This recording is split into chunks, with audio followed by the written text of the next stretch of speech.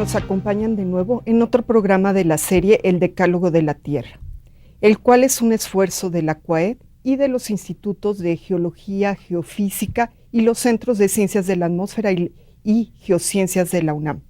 Es un placer para nosotros presentar al doctor Gerardo Suárez para tratar nuestro tema, que es Tierra Profunda, desde la corteza hasta el núcleo. Buenas, doctor Suárez, es un placer tenerlo con nosotros y pues quisiéramos ya un poco entrar en materia y le pediríamos que por favor nos tratara un poquito de qué está compuesta la Tierra, que es uno de los objetivos de nuestro programa, donde vamos a conocer de qué está compuesta, cómo funciona y sus efectos sobre la superficie, que es donde nosotros habitamos. Entonces, si nos puedes platicar un poco. Sí, gracias primero por la invitación. La Tierra, la forma en que tradicionalmente la vemos y la aprendemos en la escuela, si la rebanamos como si fuera una naranja y luego vemos un lado de la semiesfera, veríamos que hay un núcleo al interior, un núcleo que hoy día sabemos se comporta como sólido. Hay un núcleo externo que tiene unas características muy particulares, que hablaré un poquitín más tarde de ello. El manto, que es la capa inmediatamente arriba del núcleo, que juega un papel muy importante porque es allí en donde existe un proceso de intercambio de calor, un proceso convectivo que da lugar a lo que se llama la tectónica de placas. Y finalmente la corteza, que es una capa delgadísima. Si lo vemos en proporción de los 6.000, casi 6.400 kilómetros de radio que tiene la Tierra, es una capa delgadísima. El núcleo, tanto el núcleo interno como el núcleo externo, están compuestos fundamentalmente de materiales muy pesados, que en la misma forma que en una olla se asientan las cosas, los materiales más pesados se han asentado hacia el centro, el fierro fundamentalmente y el níquel, el manto también, pero ya con algo más de otros minerales, un poco más ligeros, y la corteza en términos muy sencillos es como si fuera, digamos, la espuma que quedó en todo el proceso de formación de la Tierra, con los minerales más ligeros como el sílice, como el aluminio. De esta corteza, sí, que es la parte donde prácticamente pues, se encuentra toda la biosfera, no es igual en todas partes. Y esto tiene una importancia, digamos, fundamental en la tectónica de placas. Entonces, ¿cómo caracterizaríamos a esta corteza? Sí, ciertamente, la corteza varía muchísimo. Por ejemplo, la corteza por debajo de grandes cordilleras montañosas, por ejemplo, los Himalayas o inclusive la Sierra Madre Occidental, es mucho más gruesa que la cordillera, que lo que sería la corteza, por ejemplo, en las zonas costeras, en donde es mucho más delgada. Y en el caso de los océanos, es aún más delgada y tiene otra composición química. Esto debido justamente al proceso de tectónica de placas que, como vamos a ver creo que un poco más tarde, produce que exista material que crece en medio de los océanos, se traslada y se propaga desde esos centros de difusión, y la corteza es básicamente estos minerales que han sido congelados por el cambio de temperatura, pero que tienen propiedades muy distintas en un lugar y en otro, y que dan lugar a los yacimientos minerales de los cuales nos beneficiamos, entre otras cosas. Yendo un poquito más abajo, ahora entremos, digamos, en el manto. ¿De qué está hecho? Porque además, mucho de lo que sabemos, o sea, lo más que hemos llegado a perforar son unas decenas de kilómetros, que no es ni siquiera, o sea, el espesor de la corteza. ¿Cómo es que sabemos, o sea, cómo caracterizamos este manto y cómo es que obtenemos esta información? Sí. Eso es una paradoja interesante, porque en astronomía, inclusive, a finales del siglo XVII y XVIII se conocía prácticamente ya el movimiento del sistema planetario, se habían descubierto las galaxias, se desconocían muchas cosas y tuvieron que venir instrumentos más sofisticados, pero estaba el universo ahí para observarlo. A cualquier observador cuidadoso, el universo estaba ahí todas las noches para ser observado. El caso de la Tierra, el conocer el interior de la Tierra durante muchísimos años fue motivo de fábulas, de historias, de leyendas, porque no podemos verlo por métodos directos. Como tú mencionabas, los pozos más profundos experimentales que se han hecho son de 10 o 12 kilómetros, a costos altísimos. Entonces podemos penetrar una fracción pequeñísima de lo que es la Tierra, y lo demás lo tenemos que ver con métodos indirectos. Y es realmente a principios del siglo XX, cuando nace la sismología, que se empieza a hacer lo que es esencialmente una tomografía del interior de la Tierra. Empiezan a seguir las ondas sísmicas, que son ondas sonoras como las que estamos usando para comunicarnos, que cuando ocurre un temblor, esa energía se libera en forma de estas ondas, viaja por el interior de la Tierra, y meticulosamente fueron siguiendo los diferentes tipos de ondas sísmicas que se propagan, y entonces dándose cuenta que la Tierra estaba formada por estas capas de las que estamos hablando, y que estas capas tienen características físicas muy distintas. Por ejemplo, el núcleo, hablaba yo antes que hay un núcleo interno y un núcleo externo, los dos casi compuestos por fierro níquel. ¿Cuál es la diferencia? Bueno, ahora sabemos, gracias a este seguimiento muy cuidadoso de muchos años, que empieza en el siglo XX, que el núcleo externo está formado, básicamente, tiene un comportamiento casi como un líquido, y el núcleo interno, en cambio, es un sólido y tiene un comportamiento elástico totalmente distinto. Sí, podemos verlo, ¿no? Este comportamiento en la transmisión de las ondas sísmicas, ¿no? Que básicamente son de dos tipos, las ondas de cuerpo, ondas S, Sí.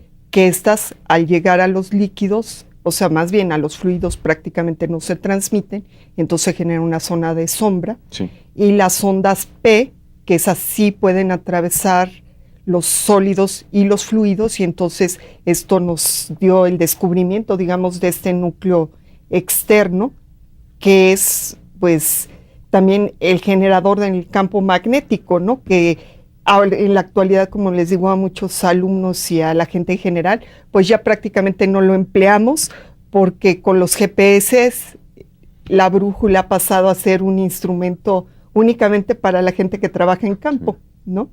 Porque pues ya con los satélites nos ubicamos perfectamente, pero que la brújula también, su descubrimiento y su empleo fue tan importante, muchas veces menciono como el cambio al internet, entre el correo entregado y el correo electrónico, ¿no? Porque nos permitió además alejarnos de las costas y hacer pues estos encuentros con otros mundos, ¿no? Siguiendo en este concepto del manto, ¿sí? Hay en él grandes, o sea, sabemos que la temperatura crece hacia el interior del planeta, esto también pues en base a estas tomografías y a medidas de flujo térmico es que sabemos que crece la temperatura hacia el interior, y se habla de la convección del manto como, bueno, la causante de la tectónica de placas. Pero hay mucha discusión en el tamaño, o sea, nos es algo difícil entender qué tamaño podrían tener estas celdas convectivas y hasta las velocidades, ¿no?, a las que hay este proceso convectivo, ¿no? Sí, la convección es un fenómeno físico, pero que todos conocemos intuitivamente. Si nos sirven un café muy caliente, no lo dejamos que sentado allí esperando que por conducción se enfríe. Inmediatamente tomamos una cuchara y empezamos a moverlo. Y lo que estamos haciendo es llevar material caliente del fondo de la taza a la superficie para que se enfríe más rápidamente. La Tierra es exactamente lo mismo. Sabemos desde hace muchísimos siglos que la temperatura de la Tierra varía en función de la profundidad, inclusive por experiencia en minas. Y la Tierra tiene que liberar esta energía. Y la forma más eficiente de liberarla no es por conducción, sino la forma más eficiente es por convección, es decir, este intercambio de masa donde llevo el material caliente a la superficie. Y en este caso el manto, a esas enormes presiones a las que se encuentra, se comporta como si fuese un fluido, que es difícil. Es difícil porque sabemos que, no sé, si pudiéramos tocarlo, pues sería un sólido. Exacto, pero a esas presiones y a estas velocidades realmente muy lentas se comporta como si fuese un fluido, y el material caliente, para hacer más eficiente el enfriamiento de la Tierra, sube a la superficie, se enfría en contacto con la superficie, formando este mosaico de placas tectónicas que forman la corteza de la Tierra, y las desplaza una con respecto a otra. Por ejemplo, en la figura vemos cómo hay una zona amarilla, que es la zona más caliente, donde hay material que asciende a la superficie, va enfriándose y se enfría particularmente cuando llega y hace contacto con el agua en los océanos, y después, en este mismo proceso convectivo, como una especie de celda, se va alejando de este punto central de extrusión de material y enfriándose, que es un ejemplo muy trillado, pero que es muy válido, ¿sí? de una sopa muy densa, una sopa de lentejas, que se le forma una corteza, que es lo frío, y esa corteza se va alejando y se va de nuevo metiendo al interior en este proceso de enfriamiento, que nos indica que la Tierra es un planeta vivo. Exacto. Y precisamente en estas zonas de contacto entre las dos placas es donde se generan los sismos, y a una cierta distancia también se generan los volcanes. Eso lo hemos aprendido de la tectónica de placas. Entonces, en base a esto, ¿dónde ubicamos estas zonas, digamos, donde habría mayor actividad sísmica, ¿no? Ciertamente la actividad sísmica. Y en particular en nuestro país, ¿no? Sí, en todo el mundo y particularmente en nuestro país, si nosotros hacemos un mapa de sismicidad, simplemente graficando sobre la superficie todos los sismos que son registrados por todos los instrumentos del mundo, vamos a ver que están alineados casi siempre. Evidentemente hay sismos en todos lados, pero alineados preferencialmente en bandas muy angostas, que fue durante muchísimos años un enigma, ¿no? ¿Por qué los sismos se alineaban tan claramente y se delineaban en estas bandas como costuras en una pelota de béisbol? Y ahora sabemos que esas son las fronteras de placa. Hay sismos en los lugares donde las placas se están separando. Hay los sismos como los mexicanos en el Pacífico, que son normalmente los más grandes y los más frecuentes, donde dos placas se encuentran una con la otra y no es un choque, como a veces se dice, sino es un deslizamiento, pero no es un deslizamiento gradual, es un deslizamiento episódico. Sino que una de las placas tiende a meterse por debajo de la otra, se acumula la energía a lo largo de los años, como cuando yo quiero mover un escritorio muy pesado, y tengo que recargarme, y finalmente logro vencerlo, y esa es la ocurrencia de un gran temblor. Este relajamiento episódico de energía en la frontera de las placas. Y los temblores son resultado de este material frío que reintroducimos al interior de la Tierra, y cuando llega a cierta presión y temperatura, algunos de los minerales salen de nuevo a la superficie, y vemos esta correlación en lo que antes se llamaba mucho el cinturón de fuego, la asociación de temblores con volcanes, en toda América del Sur, México, parte de América del Norte, Japón, etc. Entonces, al entender esto, nosotros podríamos hacer inferencias, o estaríamos tal vez en probabilidad de poder predecir un sismo o una actividad volcánica. ¿Es esto posible? ¿Hasta dónde es posible que pudiéramos predecir estos eventos? Bueno, yo creo que con el conocimiento interdisciplinario que hoy tenemos entre las diferentes ramas de las ciencias de la Tierra, porque en los casos que mencionas antes, la vulcanología iba por un lado, tratando de explicar su fenómeno de un punto de vista aislado, y la sismología iba por otro. Hoy día lo podemos ver como un sistema integral y podemos entenderlo mejor.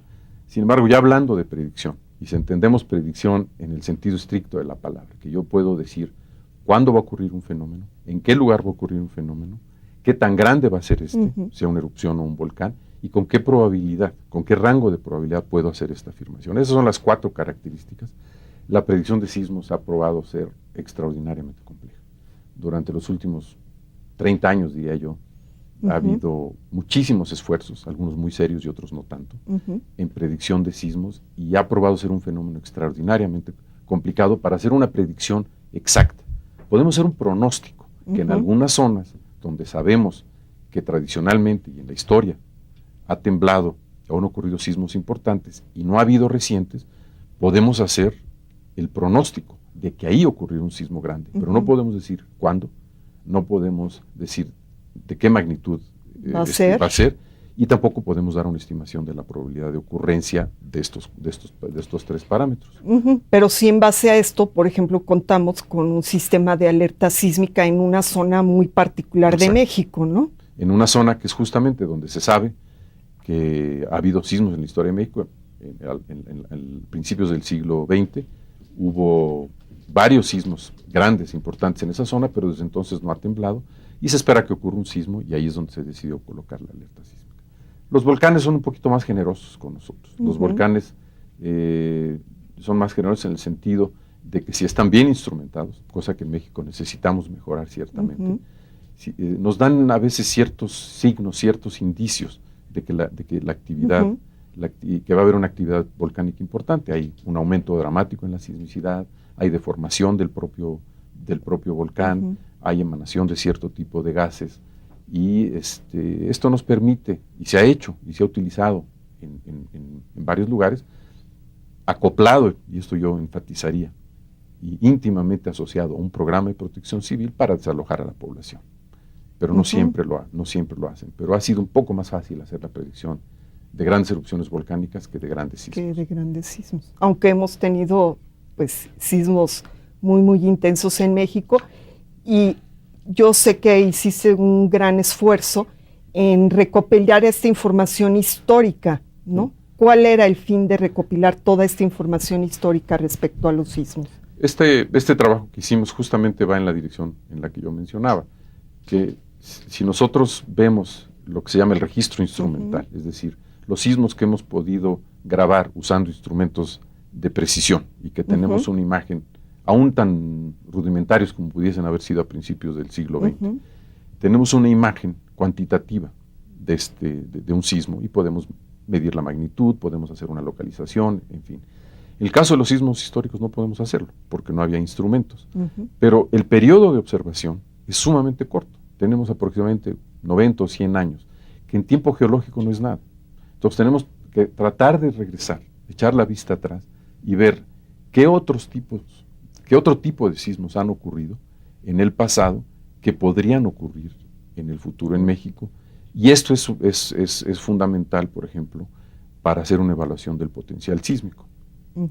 Y el potencial sísmico es una estimación probabilística de cómo se movería la Tierra, con qué aceleración, en qué lugar, a ciertos tiempos, que es una de las herramientas fundamentales para hacer los códigos de construcción.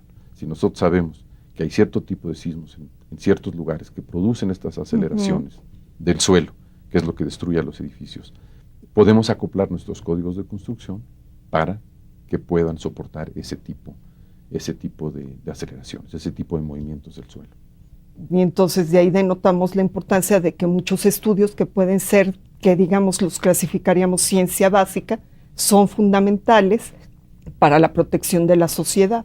Sí, o sea que hay que estudiar el interior de la Tierra y cómo funciona, porque a final de cuentas, a pesar de ser algo que podría sonar pues como muy obscuro, de gente muy dedicada a ciertas cosas, tiene el entender este funcionamiento, nos indica cómo poder tener normas para la protección, a final de cuentas, de la sociedad, de los bienes y de las personas. Y esto es en todos los ámbitos. O sea, mientras mejor conozcamos nosotros el comportamiento de la atmósfera, mejor vamos a entender la generación de huracanes. Mientras mejor entendamos el proceso de esta máquina integral que es la Tierra, mejor vamos a conocer el proceso sísmico, mejor vamos a conocer el proceso volcánico, y así puedo seguir y aprovechar estos conocimientos para la protección civil, o inclusive para la extracción de recursos minerales o petroleros. Exacto. Yendo ya todavía más adentro, pues uno de los grandes problemas que tenemos es que realmente el núcleo, que son el núcleo interno y el núcleo externo, y que es el generador del campo magnético terrestre, pues todavía no tenemos un modelo muy completo de cómo funciona. ¿Qué nos comentarías al respecto? ¿Qué es lo último, digamos? Sí, como te digo, es muy difícil porque todo tiene que hacerse con métodos indirectos. No podemos bajar o mandar una pequeña nave como al fondo del océano, ir y medir. O sea, todo es por métodos indirectos. Y en este caso ha habido descubrimientos recientes muy interesantes en donde se ve que el núcleo externo no es una cebolla perfectamente bien establecida, como por ejemplo vemos en la figura, que se ve como si cortáramos una naranja con diferentes capas. El núcleo externo tiene una serie de irregularidades que inclusive la figura muestra que parecen ser producto de este proceso convectivo a otro nivel.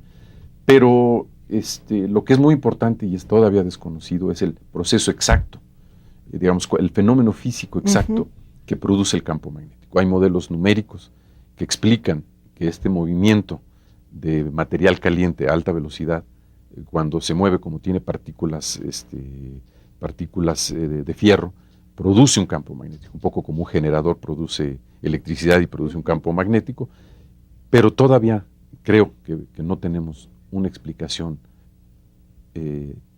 universalmente aceptada para la creación del campo magnético y sus peculiaridades, que de repente lo que nosotros consideramos inamovible, que el norte está en el norte magnético es el norte geográfico, pues la sorpresa es que muy rápidamente en tiempos geológicos se invierte, y lo que era una brújula que apuntaba hacia el norte apuntaría hacia el sur geográfico. Y esto ocurre en periodos geológicos sumamente cortos, de algunos cientos de miles de años, que mucha gente dirá, bueno, eso es muy largo. Sí, en geología no lo veremos, no es nada. Pero en geología son segundos. ¿Y qué es lo que produce estos cambios? Como si alguien subiera y bajara un switch. Sí, y que a final de cuentas pues fue, digamos, como la parte del rompecabezas que faltaba de explicar de cómo era este movimiento de las placas tectónicas, porque además nos sirve como marco de referencia para reconstruir estos movimientos, ¿no? Fue una herramienta fundamental el ver estas bandas, como se iba enfriando la placa que hemos visto allí, se formaban estas bandas simétricas, perfectamente simétricas, que tardó mucho tiempo en explicarse, y es una muestra más de esta sinergia de diferentes disciplinas, viendo la Tierra como un sistema integral. Sí, estamos viendo ahorita justamente en pantalla estas bandas que son de polaridad normal y polaridad reversa, que polaridad normal significa cuando apunta el norte magnético hacia el norte geográfico, y la polaridad reversa apunta hacia el sur, y que al pegar bandas que son de la misma edad y de la misma polaridad, podemos jalar estas placas continentales. Claro que tenían otras fronteras, pero con esto hemos podido reconstruir muchísimos movimientos de Europa con respecto a Norteamérica, o esta apertura del océano Atlántico entre África y lo que es Brasil, digamos, lo que es Sudamérica, ¿no?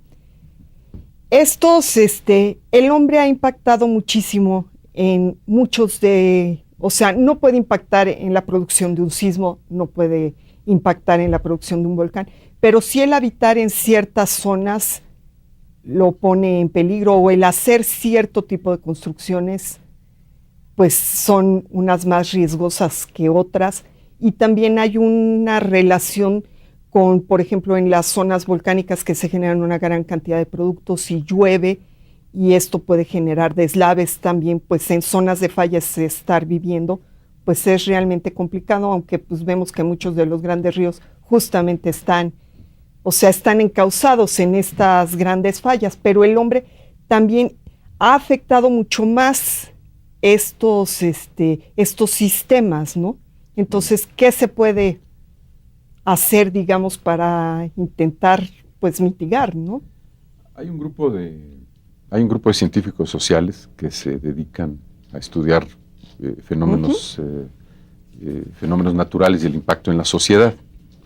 Y es un grupo muy activo, particularmente un grupo latinoamericano que se llama La Red, y ellos sostienen prácticamente así como su lema, que los desastres no son naturales.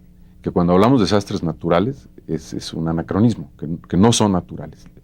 Los desastres simplemente ocurren por la exposición del ser humano a ciertos fenómenos naturales que están allí. Si nosotros logramos que el ser humano construya en los lugares adecuados y de la forma adecuada, reduciríamos enormemente los desastres naturales. El fenómeno está ahí, el fenómeno tenemos que convivir con él. El asunto es que, y el gran reto, es que aprendamos a convivir con él en forma adecuada. Exacto. Porque además pues son de las zonas más ricas del país también. Sí. O sea, como ya se había mencionado, pues todos los minerales, el agua, los suelos más fértiles están justamente en las zonas volcánicas. Entonces, lo que tenemos que hacer es vivir, pero sabiendo los riesgos a los que estamos, y pues seguir ciertas normas para tener pues una vida mucho más sana, mucho más también rica y en condiciones, las mejores condiciones, ¿no? Y si me permitirías, yo añadiría que estudiáramos de manera sistemática estos fenómenos en México, porque hay un ejemplo muy triste que es el volcán del Chichón, que se pensaba que era una montaña ahí cualquiera, le decían el Chichón porque parecía un chipote ahí, que inclusive se dudaba si era un volcán activo o no, y a pesar de que dio varios avisos, creo que es una de las catástrofes más importantes en términos de pérdida de vidas humanas que ha tenido nuestro país.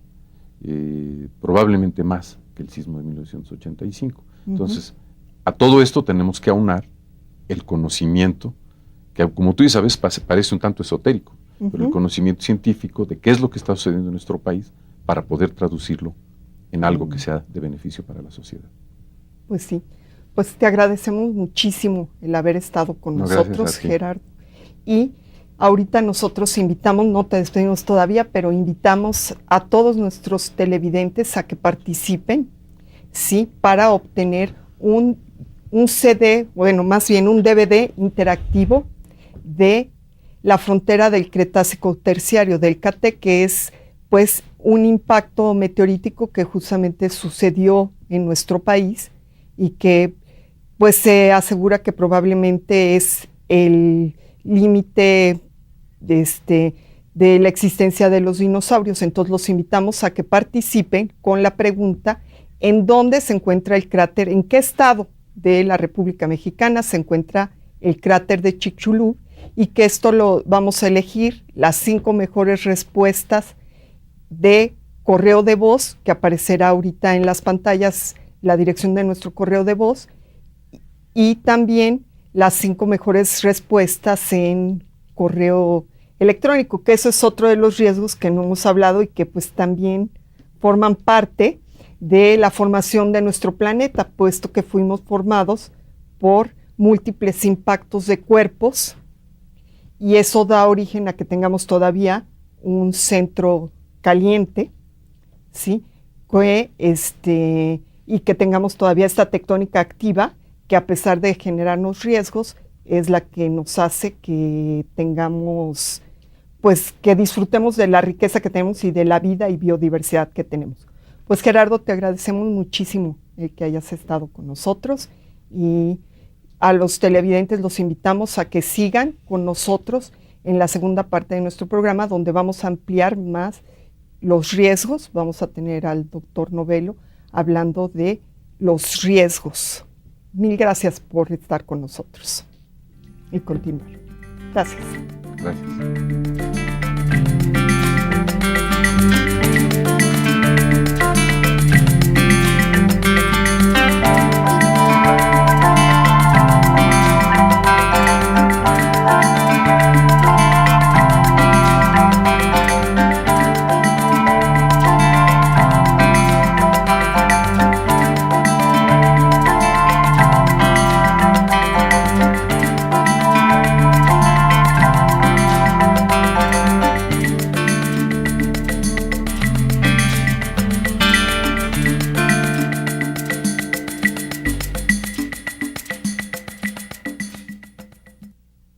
¿Prevenir o lamentar?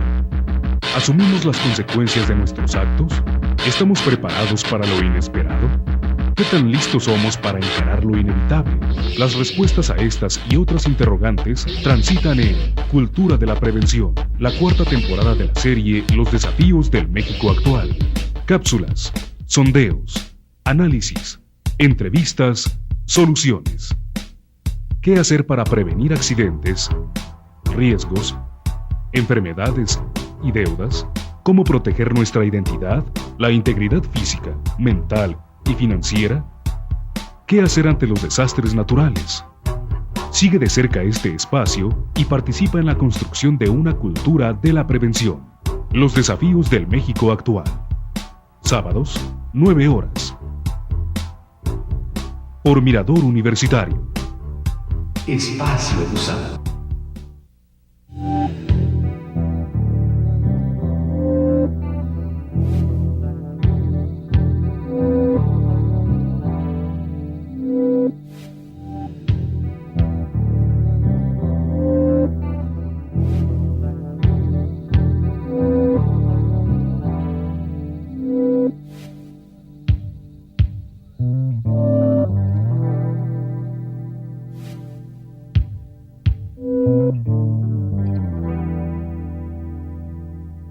Espacio Usado.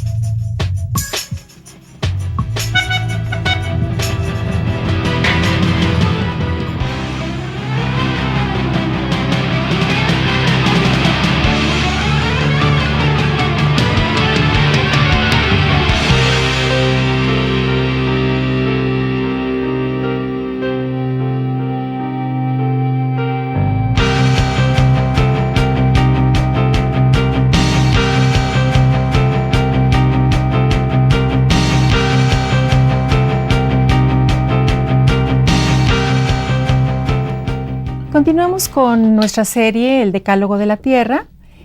Ahora vamos a tratar el tema de peligros naturales.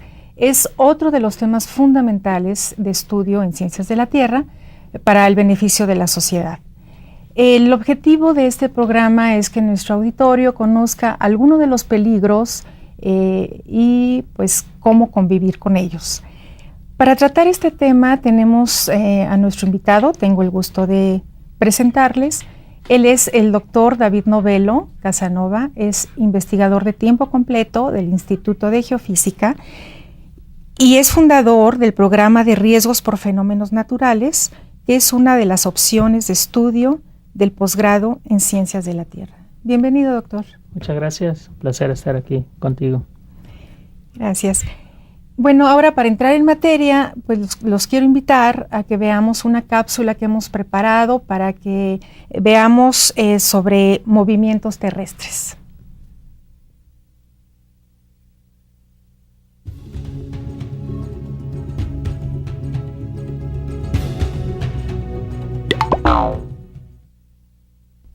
Tenemos tres tipos de movimientos en la Tierra: movimientos de grandes dimensiones, movimientos de mediana dimensión y movimientos muy locales. Los de grandes dimensiones se relacionan principalmente con la tectónica de las placas, es decir, la corteza terrestre está dividida en placas las cuales forman un rompecabezas y que están moviendo unos con respecto a otros. Los movimientos medianos son los que podemos relacionar con movimientos en extensiones de estados o de ciudades, ¿sí?, los cuales se generan por desplazamientos, derrumbes o flujos de lodo. Y los movimientos lentos de terrenos se relacionan principalmente con unidades muy locales. Pueden ser a nivel de una comunidad, a nivel de una carretera o a nivel de un lugar muy específico. Los grandes movimientos de la tectónica de las placas se originan principalmente por lo que se denomina la energía interna, es decir, es una liberación de la energía interna que produce que se muevan estas grandes masas de corteza terrestre.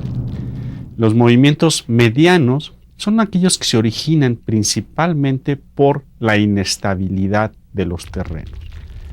Y los locales es por una inestabilidad provocada. Todos los fenómenos de movimientos de tierra son provocados principalmente por la naturaleza. Lo importante en este caso es conocer los fenómenos para poder convivir con ellos y tratar de disminuir lo que pudiera provocar cuando este mismo fenómeno se llegue a reactivar.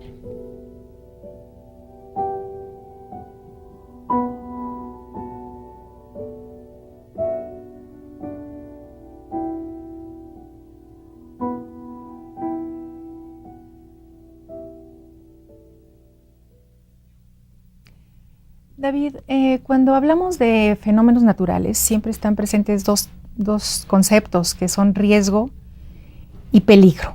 Y a veces los confundimos o los mal usamos. ¿Nos podrías explicar cómo los debemos entender? Bueno, sí, cuando hablamos de riesgo, involucra dos conceptos, ¿sí?, que son el peligro y la vulnerabilidad. El riesgo está compuesto por estos dos componentes. El peligro es la amenaza a la cual está expuesto cierta comunidad con una cierta vulnerabilidad que tiene esa comunidad. Puede haber un peligro y no haber ningún riesgo. Por ejemplo, puede ocurrir un temblor en una zona desértica y ahí ¿cuál es nuestro riesgo? Cero. No hay ninguna vulnerabilidad, nada expuesto. Entonces tiene que haber algo expuesto, infraestructura, gente, bienes, para que realmente podremos hablar de que hay un riesgo. También, pues los huracanes nos preocupan cuando existe una comunidad, una población en su camino, sino qué sentido tendría de hablar un riesgo. Existen muchos huracanes, se crean anualmente, que no nos interesan porque pues realmente no son del tamaño que debe preocuparnos y hay una comunidad en el camino. Entonces hablamos de riesgo cuando se encuentra expuesta una población, una comunidad, como mencionaba anteriormente. Si no, no tiene sentido. Es un fenómeno natural, comportamiento natural de la naturaleza, como una erupción volcánica que puede ser en una isla en la que no existe ninguna comunidad. Entonces, ¿cuál es nuestro riesgo? Cero. Entonces, cuando hablamos de peligro, es cualquier manifestación de la naturaleza de nuestro planeta Tierra, porque es un planeta viviente, a través de un temblor, a través de una erupción volcánica, de un huracán, de un deslizamiento de tierra, como veríamos en la cápsula. Esos son los peligros, son los fenómenos naturales que no representan ni un peligro si no hay nada expuesto, ¿sí? Y si está expuesto, que necesitamos saber cuál es la vulnerabilidad de esa comunidad, de esa población a la que sería afectada por esta amenaza, ¿sí? Entonces yo creo que el concepto que nos debe preocupar es nuestra vulnerabilidad, qué tan vulnerables somos, qué tan expuestos somos a esa amenaza y cuál es nuestro riesgo a eso. Muy bien. Entonces, ¿cuáles consideras tú que son los principales riesgos más bien, que afectan a nuestro país? Bueno, hablemos de peligros primero. Peligros, okay. Sí, de peligros primeros, pues son nuestro país, dependiendo del área en donde se encuentra ubicado nuestras poblaciones, tiene diferentes tipos de peligros, como son los temblores, a los que estamos acostumbrados aquí en la Ciudad de México. Pero, por ejemplo, la península de Yucatán, los temblores, digamos, no es un gran peligro para ellos, pero sí son los huracanes, la península de Yucatán. Entonces, ya he mencionado dos, los que son los temblores y los huracanes. Los temblores y huracanes usualmente vienen asociados con otro tipo, asocian otro tipo de peligro, que son los deslizamientos de tierra, ¿sí? Que pueden ser provocados por un sismo, como sabemos. A veces se caen partes de cerros, partes en la carretera, debido a un sismo. También demasiada precipitación creada por un huracán puede crear deslizamientos muy importantes, como sabemos que ha ocurrido recientemente en el país.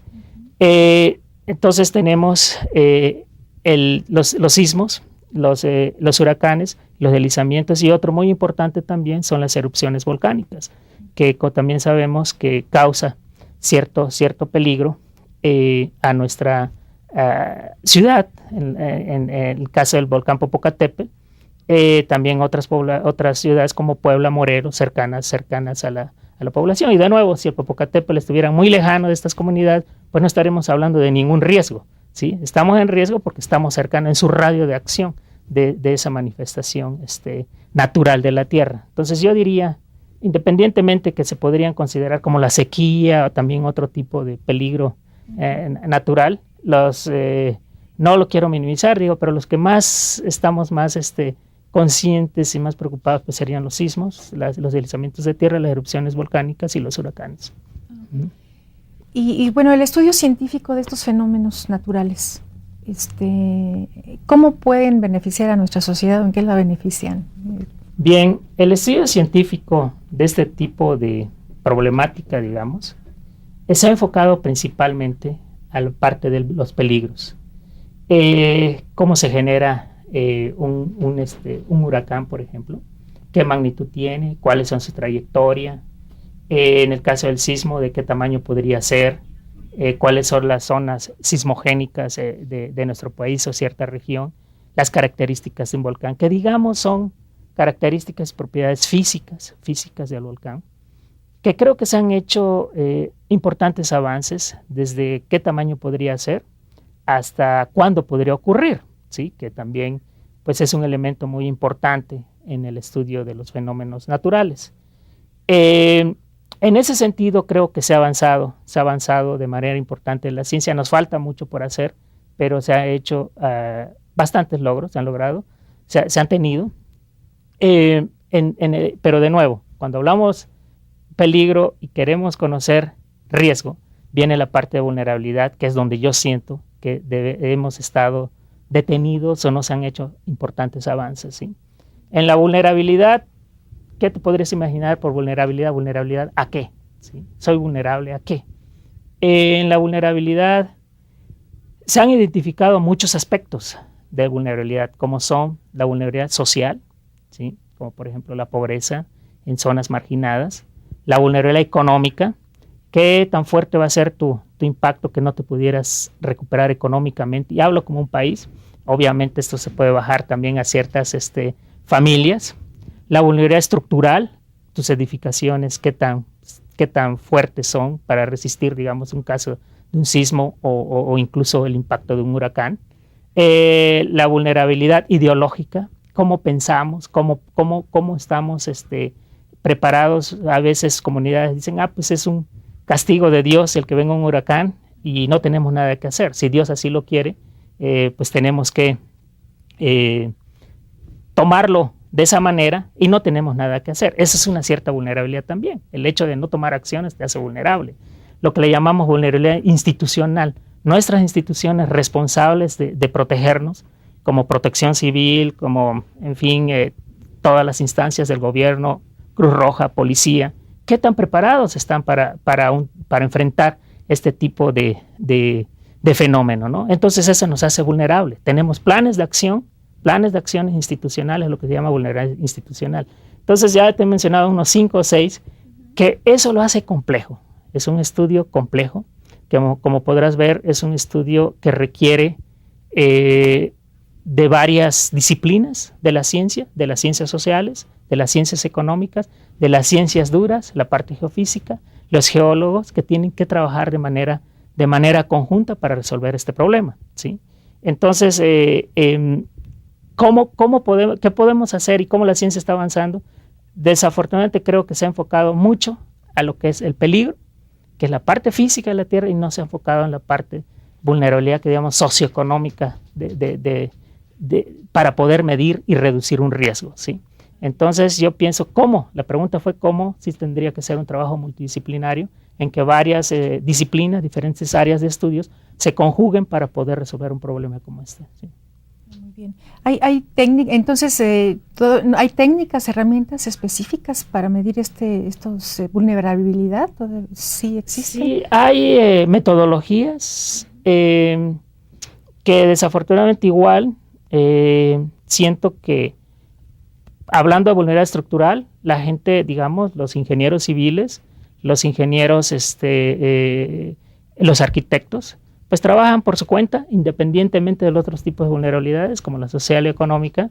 Entonces puede estar más, incluso cuando hablamos de riesgo, estamos pensando cuántos edificios se pueden caer, ¿no? Cuántos edificios se pueden caer, si siguen unos códigos de construcción o no, pero no estamos pensando si nuestras instituciones están preparadas para enfrentar ese problema, si hemos tenido programas de capacitación para reducir el riesgo, si socialmente se ha trabajado, no sé, para tener grupos de respuesta en situaciones de emergencia o de desastre.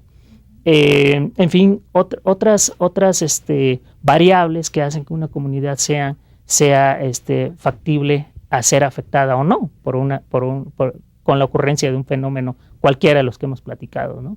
Entonces, sí ha habido un acercamiento reciente. Por un lado, en un principio se trabajaba los científicos, ciencias duras, tratando de entender, de predecir cuando viene una erupción, de predecir cuando viene un sismo, de conocer la trayectoria de un huracán de manera independiente, pero no se ha trabajado conjuntamente con la otra parte para poder reducir un riesgo, ¿sí? Como mencionaba, la parte de vulnerabilidad, y los esfuerzos que se han hecho en ese sentido ha sido también separado, desgregado, la parte de vulnerabilidad estructural, la parte social, y ahora pues estamos aquí en la UNAM. He tenido también oportunidad de tener un proyecto financiado por el CONACYT en el que están participando investigadores tanto de las ciencias duras como investigadores de la parte socioeconómica, y estamos desarrollando un proceso, una metodología que consideramos va a ser un punto de partida para en el futuro cómo enfrentar este problema y cómo poder ir desarrollando nuevas metodologías, nuevos procesos, mecanismos para reducir realmente el riesgo.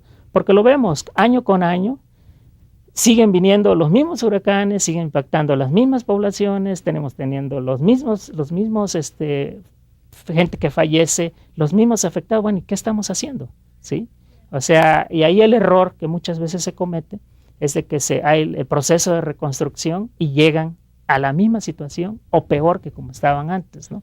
Y la idea, precisamente con nuestro trabajo académico, poder dar propuestas de que esa situación no se dé de nuevo, no se repita de nuevo. Y esto ayudaría en el proceso de desarrollo, ¿no? Exactamente. Tendrían información para saber cómo... De hecho, se han hecho estudios de México, no tanto, pero sí conozco estudios de Centroamérica, cómo ha impactado en el desarrollo de los países un huracán Mitch en Centroamérica, que afectó a 4 países, le dicen los países Mitch, que fue uno de los huracanes más fuertes que han ocurrido en épocas recientes, que realmente se ha dicho que significa incluso 10 años de retraso en el desarrollo del propio país, el impacto de este tipo de fenómenos. David, para los interesados en el estudio de esta área, ¿nos podrías hablar un poco del programa de peligros por fenómenos naturales del posgrado de Ciencias de la Tierra? Claro que sí. Este es un nuevo programa que tiene 2 años. Los egresados de maestría saldrán la primera generación este año, y es un programa que ha traído a estudiantes de diversas áreas. Es un posgrado con la visión que se necesita realmente para formar profesionales con los 2 aspectos, la parte técnica, científica, y la parte socioeconómica, digamos, del problema, ¿sí? Tenemos en el posgrado aproximadamente, considero yo, como unos 15, 20 estudiantes actualmente entre maestría y doctorado. Lo atractivo de esto es que tenemos una antropóloga haciendo el doctorado en geofísica, ¿sí? Tenemos una arquitecta igual haciendo doctorado en geofísica. Antes, tú sabes que nuestro principal fuente de estudiantes del posgrado pues son ingenieros, son de la Facultad de Ciencias, principalmente las áreas físico, matemáticas, geofísica, geología. Y por primera vez en este programa se han interesado estudiantes de otras áreas. Sociólogos, hay varios sociólogos que han hecho su servicio social en el Instituto de Geofísica, economistas que han hecho su servicio social en el Instituto de Geofísica. Algunos de ellos están interesados de continuar en esta temática, con la idea de profundizar más y de tener una formación en este camino. Lo atractivo del programa es de que es multidisciplinario. También por primera vez hace 2 años, un sociólogo y un economista y un arquitecto dieron clases en geofísica, rompiendo nuestra tradición de que tenían que ser geofísicos, matemáticos y físicos, ¿no? Entonces, y sus clases son de las más solicitadas. Llegan oyentes de otras facultades a tomar cursos sobre la temática de los desastres, ¿no? Entonces son también de las clases que más han llamado la atención. Creo yo que está siendo un éxito el programa, y que realmente ahora se va a poder tener profesionales con ambas visiones, ¿sí? La visión de la parte de la vulnerabilidad que no tenían. Yo la he adquirido por experiencia, no tuve una preparación académica en ese sentido. Y también la otra visión los estudiantes que tendrán es la parte física, matemática, el aspecto físico del problema, ¿sí? Entonces, considero que ha sido un logro importante para el Instituto de Geofísica en general, para el Programa de Ciencias de la Tierra y el UNAM, tener una oportunidad para estudiantes de diversas áreas que se incorporen en el programa, no necesariamente estudios de posgrado, sino, como ya mencionaba anteriormente, también desde servicio social, que vayan conociendo la temática e irse involucrando en este tema, ¿sí? David, ¿piensas que si avanza la ciencia en este estudio de los peligros, podríamos llegar al escenario de ya no tener problemas con desastres, o sea, que realmente nos prevengan a ese grado? Es imposible, ¿no? Esto realmente siempre va a existir lo que le llaman un nivel de vulnerabilidad, ¿sí? Y un nivel de riesgo, ¿sí? Ahí entra un nuevo concepto, que es lo que es riesgo aceptable o no aceptable, ¿sí? Entonces, para un país está dispuesto a correr cierto riesgo. ¿Qué es cierto riesgo? A tener ciertas pérdidas económicas, a que quizás fallezcan 10 personas, 100 personas, pero dicen 10,000 es inaceptable para mí. Entonces se preparan, o en teoría pueden llegar a esa meta de que es un riesgo aceptable o no, ¿sí? Pero es prácticamente imposible tener riesgo cero, ¿no?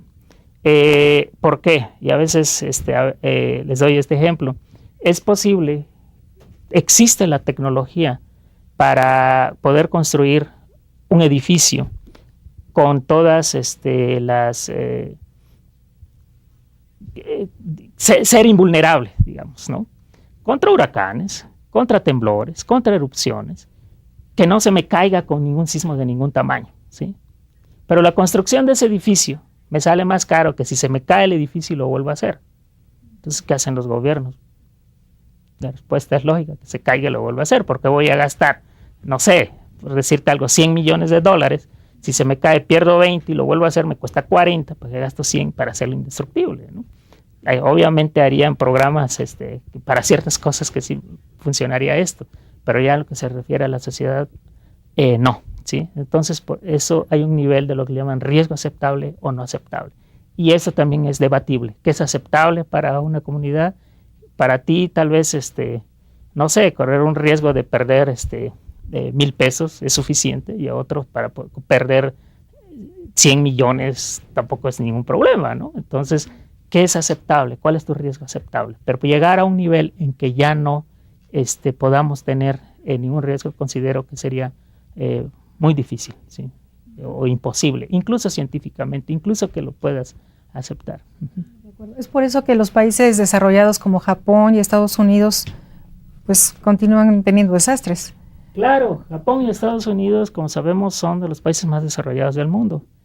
Y tenemos ejemplos recientes en los que han ocurrido sismos que han devastado, por ejemplo, la ciudad de Kobe en Japón, y Katrina, el huracán en Nueva Orleans, ¿no?